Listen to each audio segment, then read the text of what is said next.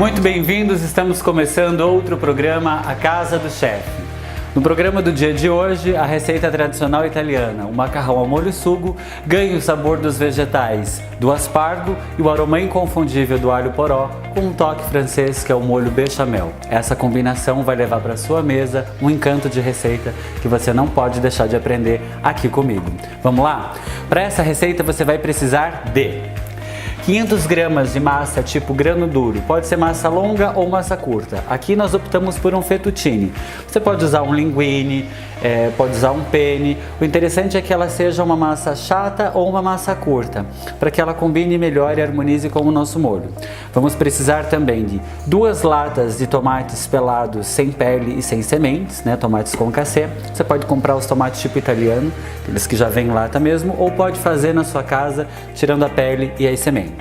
4 colheres de sopa de extrato de tomate, tomate cereja a gosto, que vai ser utilizado no final para decoração e para harmonizar com o sabor, 4 a 5 dentes de alho picados na hora, uma cebola média cortada em brunoise, um talo ou 2, dependendo do tamanho do seu alho poró, cortado em rodelas finas, um maço generoso de manjericão em folhas frescas, azeite de oliva, 25 gramas de farinha de trigo, 25 gramas de manteiga sem sal, de 80 a 100 gramas de queijo parmesão, de preferência ralado fresco, aqui a gente está usando aquele de pacotinho, noz moscada, sempre ralada na hora. Você vai usar um pouco mais de meio litro de leite, questão de 650 a 700 ml, e 10 talos de aspargos frescos que você vai cortar assim, na diagonal, para ele ficar bonito e combinar com a sua receita. E a gente vai começar com estes aspargos, dando uma branqueada nesse vegetal, que é para ele manter essa cor verde viva. Para isso eu já tenho aqui uma panela fervendo com uma colherzinha de sal, uma pitadinha de sal e um pouquinho de açúcar. Levantou fervura, a gente vai colocar aqui o aspargo e vai deixar ele um minutinho. É só um choque, um sustinho que você dá aqui, para ele dar uma leve branqueada, e vai manter a consistência dele, ele continua crocante. Depois que ele ficar esse um minutinho aqui cozinhando, a gente tira ele dessa panela e leva para dar um choque na água fria, para dar uma pausa para interromper o cozimento. Aí você vai ver que ele vai continuar com a característica de fresco, só que com uma cor muito mais viva. Então daqui um minutinho a gente tira ele da panela e dá esse choque térmico. Enquanto o nosso aspargo fica branqueando, a gente vem aqui e corta esse alho. Vamos colocar ele, fatiar ele em lâminas fininhas. Então a gente de 4 a 5 dentes de alho. Depois que você fizer essas lâminas fininhas, a gente vai fazer um corte de moagem nele. O que isso quer dizer? Você vai picar ele bem pequenininho, sem ser necessário fazer aquela técnica da cebola brunoise. Então aqui a gente faz esse montinho, vai segurar na ponta da sua faca e vai fazer a moagem aqui no corte guilhotina. Então ele está aqui, cortado em pedaços bem pequenininhos, picadinho. Se você quiser, você pode amassar ele também, mas o que vai acontecer? Ele vai soltar muito do líquido que tem dentro dele, e aí você vai perder um pouco do sabor, porque você não tem ele mais granulado assim para ele espalhar melhor na panela e ter uma fritura mais uniforme, que isso vai fazer com que o sabor dele se espalhe, se funda junto com os demais ingredientes que a gente vai levar para fritar na panela. Terminamos aqui, o nosso aspargo também já cozinhou lá, já deu esse um minuto. Então se você olhar aqui, ele já está com uma cor mais viva, um verde mais chamativo. Já pode desligar essa panela e agora a gente leva para um escorredor de massa e lava ele em água fria. Se você quiser deixar ele no choque térmico com uma bacia com água com gelo, também não tem problema. A ideia é só frear o cozimento, beleza? Vamos lá!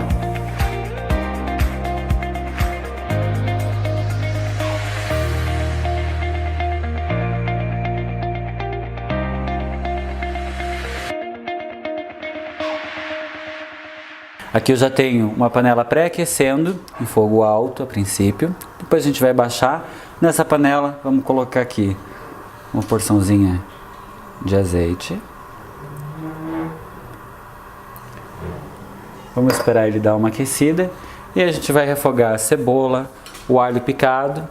E a gente vai começar a fazer a nossa base do molho sugo, do molho vermelho. que nesse molho vai o tomate pelado, o extrato de tomate e depois vão os vegetais, certo? Então sempre a gente começa com a cebola. Por quê? O tempo de cozimento da cebola é maior que o do alho. Se você coloca o alho primeiro, quando você colocar a cebola, até você atingir o ponto do cozimento dela, é possível que você queime o seu alho. Então a gente faz esse processo invertido, para não correr esse risco de amargar o alho picadinho fresco. Então as nossas cebolas já deram uma caramelizada. Esse queimadinho aqui, ó, que fica na cebola, ele dá um outro tipo de sabor. Alguns molhos utilizam a cebola queimada mesmo. Você vai queimar ela no forno, vai assar elas para fazer a base do seu molho. Eu gosto de fazer assim na frigideira, porque esse aspecto de defumado dá um sabor diferente. Se isso acontece com o alho, ele vai amargar. Aí o que você pode fazer? Não é com todas as receitas que vai funcionar, mas com uma grande maioria, principalmente com base para risoto e para massa, é você colocar junto com o alho que deu a queimadinha. Ó, aqui eu já coloquei o alho para a gente refogar junto com a cebola, tá? Fogo baixo. Quando ele dá essa queimadinha, igual aconteceu com a cebola, você pode colocar gengibre fresco picado. Porque eu acredito que eu já tenha falado em outras edições aqui da Casa do Chefe, alho e cebola são ingredientes harmônicos. O que são ingredientes harmônicos? São ingredientes que se complementam. Dentro da gastronomia, a gente compreende a harmonia dos ingredientes da seguinte forma. Quando você tem dois insumos, como alho e gengibre, que quando combinados formam um terceiro sabor que é tão bom quanto eles separados, eles são chamados de harmônicos. Outros exemplos, mel e mostarda, rúcula e tomate seco, a salada caprese, que é rúcula, tomate cereja e mussarela de búfala, são ingredientes que eles se fundem. Então, quando eles se misturam, eles formam outro sabor que fica tão bom quanto esses ingredientes separados. Isso acontece com o alho e com o gengibre. Então, se porventura o seu alho queimar, você pode colocar o gengibre que vai suavizar o amargor através do sabor mais picante e mais pronunciado do gengibre. E mesmo que o seu alho não queime, se a sua ideia é fazer uma receita com essa harmonia, você pode fazer tranquilamente. Eu gosto muito de fazer essa base, por exemplo, em receitas com legumes salteados ou no yakisoba, por exemplo, que combina muito bem com esse sabor mais asiático das receitas bem temperadas, posso assim dizer. Então aqui a nossa base já está pronta, né? Um refogado de alho e cebola. Vou entrar aqui com o extrato de tomate, com o tomate pelado.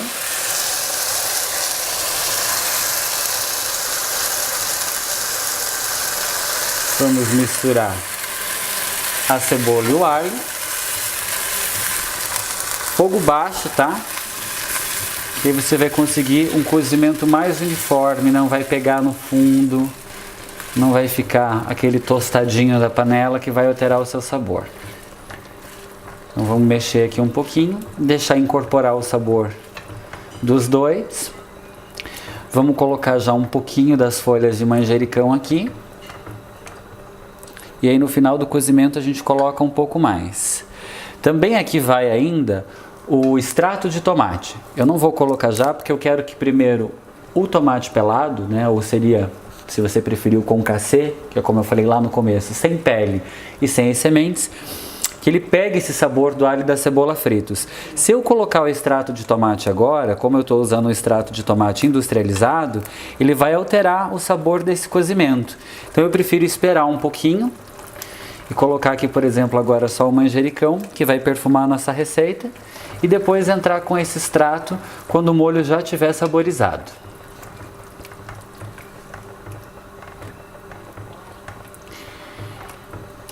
Se você quiser usar na sua casa um coloral para deixar ele com uma cor ainda mais vermelha, você pode, né? Não necessariamente você tem que usar sempre extrato de tomate. Essa receita eu estou dando essa opção, mas você tem outras alternativas. Eu gosto muito de fazer também em receitas mais tradicionais, do molho sugo, utilizar a cenoura cozida, que aí você tritura ela ou no processador ou no liquidificador e acrescenta ela nessa base dos tomates pelados para você fazer com que ela corrija a acidez através da doçura da cenoura, e a cor alaranjada dela, quando misturada com o vermelho do tomate, traz mais vida. Ele fica mais colorido, fica mais vivo. Isso fica muito bonito e o sabor muda muito. Existem várias receitas clássicas, receitas tradicionais que pedem essa cenoura cozida que você vai processar e vai misturar ali junto. Hoje nós não vamos utilizar, mas se você fizer, te garanto que o sabor vai ser incomparável. Começou a levantar a fervura, a gente já pode tampar. Deixa eu pegar a tampa aqui. Vamos esperar um pouquinho antes de entrar com o extrato de tomate. 3 ou 4 minutinhos, 5 depois que nós tampamos a panela, que o nosso molho já pegou um pouco do sabor dos ingredientes da base, a gente vai entrar aqui com o extrato de tomate. Então 4 colherinhas de sopa. Essa receita que eu estou fazendo aqui atende mais ou menos 5, 6 pessoas, né? 4 pessoas se tiverem com muita fome. Mas ela é uma base para 5 a 6 pessoas, tá? Se você quiser uma receita menor para 2 pessoas, você pode cortar os ingredientes pela metade, fracionar eles. Ela vai atender perfeitamente 2 pessoas, 3, se não tiverem com muita fome. Então aqui eu já incorporei o extrato de tomate. É importante você mexer bastante ele, porque são texturas próximas, mas sabores diferentes. Então você quer que ele fique por inteiro, que ele se espalhe bem nessa base.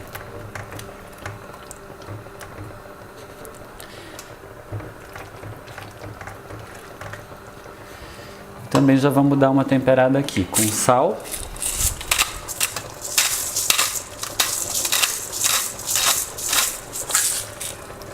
E um pouquinho de pimenta. Vou mexer aqui.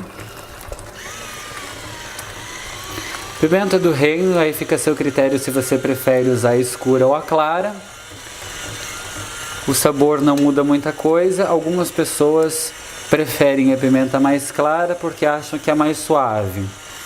Isso é uma diferença muito sutil, quase imperceptível. Então fica ao seu critério. Aqui eu estou usando a escura. Pode usar outro tipo de pimenta? Com certeza. Você vai utilizar a pimenta que você mais gosta. O perfume da do reino é um pouquinho mais pronunciado, um pouquinho mais evidente, né? Você pode usar uma pimenta calabresa, pode usar a pimenta dedo de moça fresca. Aí você tem que lembrar de colocar ela na hora de refogar junto com o alho e com a cebola. Também pode usar pimenta da Jamaica, pimenta preta. São aromas diferentes, mas o sabor enriquece muito a sua receita. E aí nessa basezinha aqui, vou aproveitar e vou colocar um pouquinho de água para ela poder reduzir por mais tempo.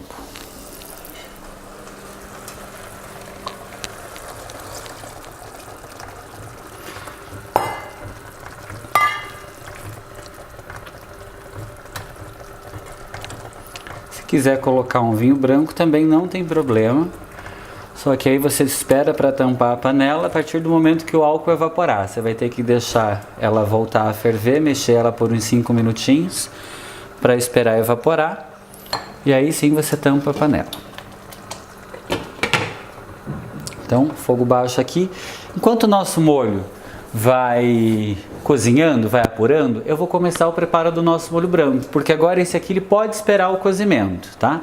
E aí eu começo o nosso outro molho, paro um pouquinho, coloco os nossos vegetais ali dentro para ele não ficar com uma textura molenga, a gente quer ele mais al dente, mas fazendo parte desse cozimento. E aí também já vou deixar a água fervendo para fazer a nossa massa. Para fazer o nosso molho bechamel, que é um molho branco tradicional, peguei aqui uma panela menor, porque a gente vai fazer também uma quantidade pouca desse molho. E a gente vai começar fazendo a base, que é o marroux, que é essa manteiga que a gente derrete ela e faz uma base com a farinha de trigo. Deixa dar uma derretida na manteiga, 25 gramas, né? E 25 gramas de farinha de trigo. Se você quiser um pouco mais, você vai fazer 50 gramas de manteiga para 50 gramas de farinha de trigo, e aí a proporção é 1 litro de leite, né? Sempre você vai subindo assim, 25, 50, 75, 100.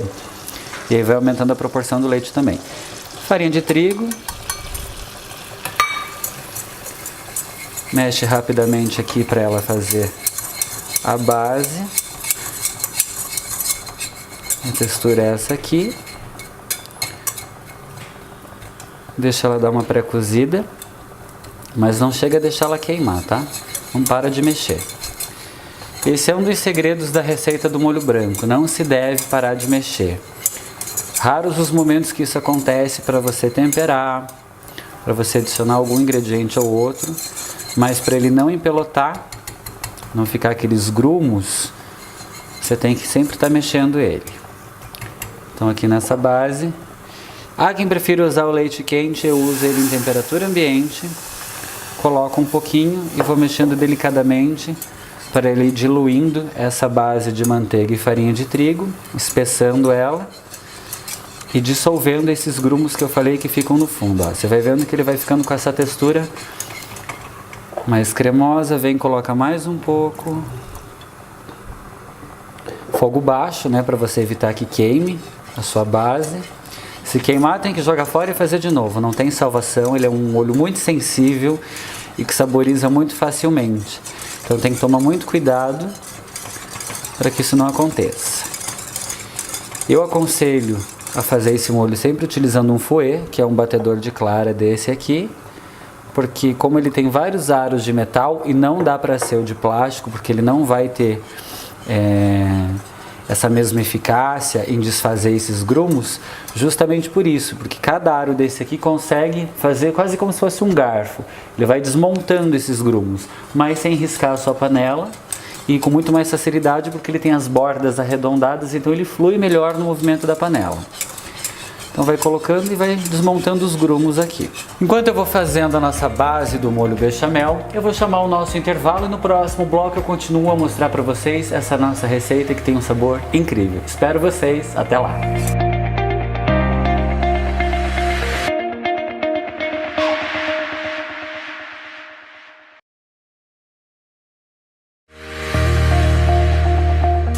Estamos de volta com a Casa do Chefe. Eu continuo aqui no preparo do nosso molho bechamel, molho branco. E aí assim, aquela base que eu fui mostrando para vocês, que a gente vai desfazendo os grumos e adicionando leite aos poucos. Aí depois você coloca um pouco mais de leite para ele ficar com a textura líquida. Ó. E aqui ele já deu uma espessada e esse é o momento que a gente começa a temperar ele. Então eu vou colocar aqui um pouco de sal, pimenta do reino.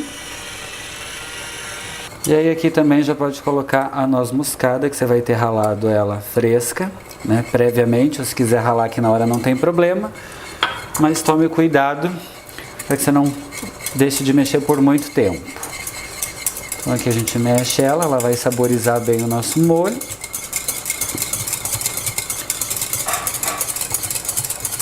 E aí a gente vai esperar ele engrossar mais um pouquinho, para colocar o queijo parmesão.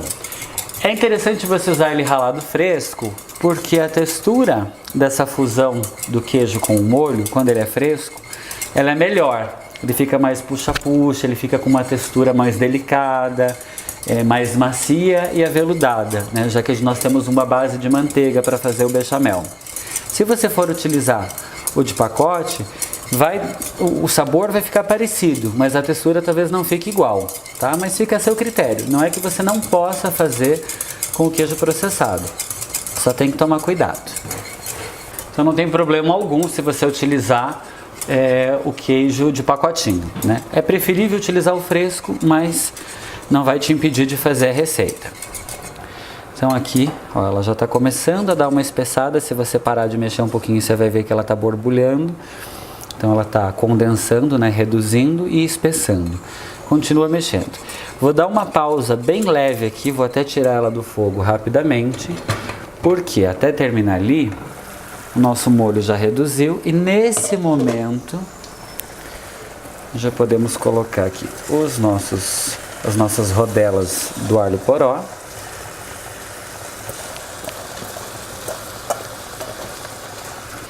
E junto aqui, só deixa eu tirar os aspargos frescos. Se quiser cortar menor, pode cortar menor. Eu gosto de deixar ele grande assim, porque eu acho que ele fica mais bonito para montar no prato. Vou separar, inclusive aqui, ó, vou tirar para decorar o prato uns 3, tá? Aí aqui a gente vai colocar o molho por cima deles. Gente, vocês não conseguem sentir o cheiro, o perfume que levanta da panela pela televisão, mas se você tivesse aqui, o cheiro do molho de tomate, quando ele é feito assim, com a polpa, né, com o tomate pelado, ele é muito gostoso. Quando ele começa a espessar e ficar perto da hora de servir, né, de ficar pronto, é muito gostoso. E junto com o molho branco, então, é incrível. Nesse momento aqui também a gente já coloca mais umas folhas de manjericão. Agora já está mais perto do final do cozimento. Mas não coloca tudo não, tá? Vamos separar um pouco para decorar e um pouquinho para colocar só no final para mexer. Porque aí você tem texturas diferentes e perfumes diferentes. Quanto mais fresco ele for, mais cheiroso, mais perfumado ele é. Então, mexe aqui mais um pouquinho. Então aqui a gente deixa ele tampado mais um pouquinho. E enquanto ele termina de cozinhar com os nossos vegetais, vem aqui na água fervendo que você já colocou o sal depois que levantou a fervura, para não alterar o ponto de ebulição, e coloca a sua massa para cozinhar.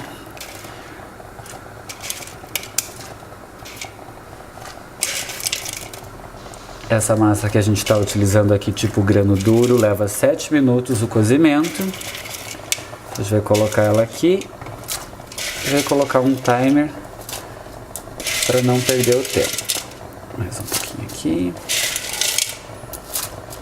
Mas Lincoln, massa a gente não mexe, realmente, massa a gente não mexe. Por quê? Porque ela solta o amido. Mas nesse primeiro momento do cozimento aqui, que ela está entrando em contato com a água fervendo, eu dou essas puxadas assim com a pinça só para ela soltar esses ninhos e não grudar na hora do cozimento, porque a gente não coloca óleo no cozimento da massa. Senão ele vai impermeabilizar a sua massa e quando você for colocar ela junto do molho, em vez do molho incorporar na sua massa, né, e juntar o sabor dos dois, ele vai escorrer por fora dela e você vai ter uma massa que não vai agregar, não vai ter ali o sabor do molho. A gente puxa assim, ó, sem mexer muito, mas você puxa de baixo para cima, vai desmontando os ninhos e depois tenta colocar a maior parte da massa sob a água. Então deixa ela cozinhar ali 7 minutinhos e enquanto isso acontece, ó, vou voltar aqui. Vamos continuar o nosso molho branco. Interessante mostrar essa parte aqui para vocês. Veja aqui que ele fez uma nata, certo? Isso aqui vai dissolver agora, aqui no mexer não tem problema nenhum. Mas, quando você vai terminar o seu molho e não vai servir ele imediatamente, assim como o leite, quando você ferve ele lá para o seu café, e ele entra em contato com a temperatura ambiente, ele faz essa camadinha em cima, essa nata, né? Então, para que isso não aconteça, você tem que colocar um plástico por cima para você manter a temperatura do molho ali dentro, né? Para que não dê esse choque térmico entre a temperatura ambiente e a temperatura da panela, que é bem mais quente, né? E esse plástico que você vai colocar por cima, ele tem que estar em contato com o seu molho. Ele não pode ficar por cima da panela, senão ele vai criar ali uma cortininha de ar que vai fazer essa nata igual. Ó, já está mais espesso, certo? Então aqui a gente vai entrar com o queijo parmesão.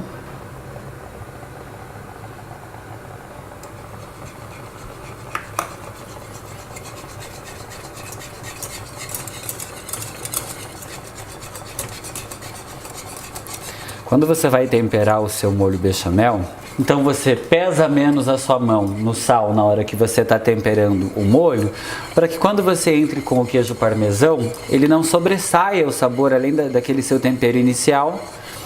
E aí, se você achar que está faltando, você corrige com mais sal, mais pimenta, enfim, com o que você achar necessário, tá? Então olha aqui a textura do nosso molho, que bonito que ficou.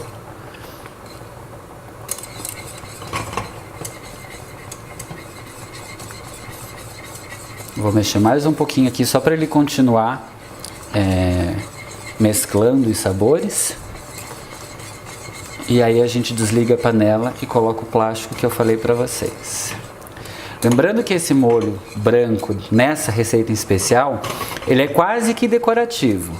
Ele serve para você harmonizar, para você temperar o molho vermelho, né? Não é para ficar um molho rosé. Tanto que algumas pessoas costumam fazer essa receita com queijo cremoso, mas eu acho que o sabor do molho bechamel com queijo fica mais gostoso.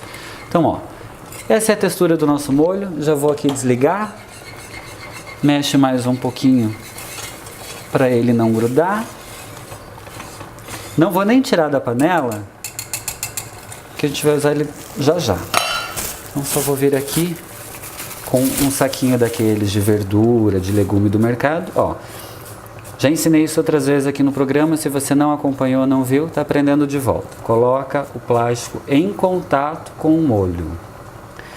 Depois, quando eu tirar, vocês vão ver. Aquela nata que eu mostrei agorinha não vai estar aqui. Vou colocar aqui para dentro e deixar essa panela aqui do lado.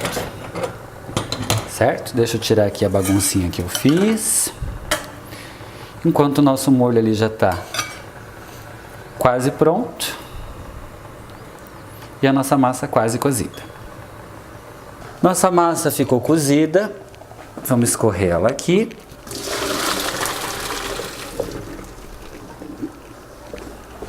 É legal você sempre deixar ela cozida al dente, tá? Não precisa você colocar azeite, muito menos você enxaguar ela, que a gente vai usar ela agora, tá? Então o nosso molho também já está pronto. E aí nesse nosso molho aqui, agora quando a gente for montar o prato, junto com a massa, a gente vai colocar o molho branco. E aqui também a gente vai colocar um pouquinho mais do manjericão. Ah, mas é muito manjericão? Você coloca o quanto você gosta, né? O manjericão é a gosto. O importante é que ele seja folhas frescas. Então aqui, ele não vai mais passar pelo cozimento necessariamente. Ele vai ser só abafado no calor do próprio molho. Então o perfume que ele dá é outro. E no prato você pode colocar folha fresca de manjericão também, para ficar bonitinho, para fazer parte da sua decoração. Vou levar tudo isso aqui para a bancada e lá eu vou montar um prato bem bonito pra gente, com esses molhos deliciosos, para mostrar para você como que você pode fazer na sua casa, para surpreender os seus convidados, a sua família e ver como essa receita é bonita e gostosa. Vamos lá? Então aqui é o nosso molho, a nossa massa e os tomates que a gente vai usar para decorar. Lembra que eu falei da nata? Então olha aqui, ó. Vou tirar aqui, ó, esse plastiquinho. Ó, não tem nata nenhuma. Então vamos fazer um fundo com esse molho branco aqui.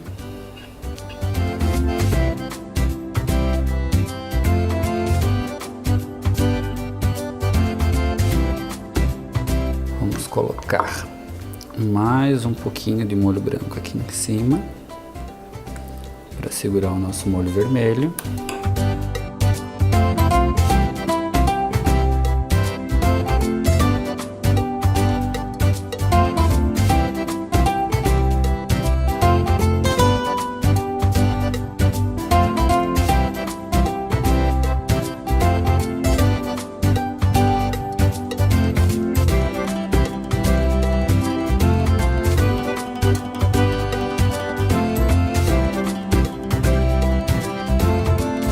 A gente vai limpar aqui a lateral do prato, para que quando a gente vai servir não segure em algum lugar que possa manchar. Então tá pronta a nossa massa de hoje. No nosso caso é um fettuccine, lembrando que pode ser um penne, pode ser um linguine. O importante é que ela, se for massa longa, que ela seja chata. Se ela for curta, que o molho possa entrar nela de uma maneira que ele se misture um com o outro, né? Então é um fettuccine ao molho sugo com vegetais, o sabor do aspargo e da raiz do alho poró, que tem um perfume, um aroma inconfundível, um sabor maravilhoso, junto com o tomate cereja e as folhas de manjericão fresco. Eu espero que vocês tenham gostado e que vocês façam na sua casa. E eu vejo vocês num próximo programa A Casa do Chefe aqui pela TV 1000. Até lá!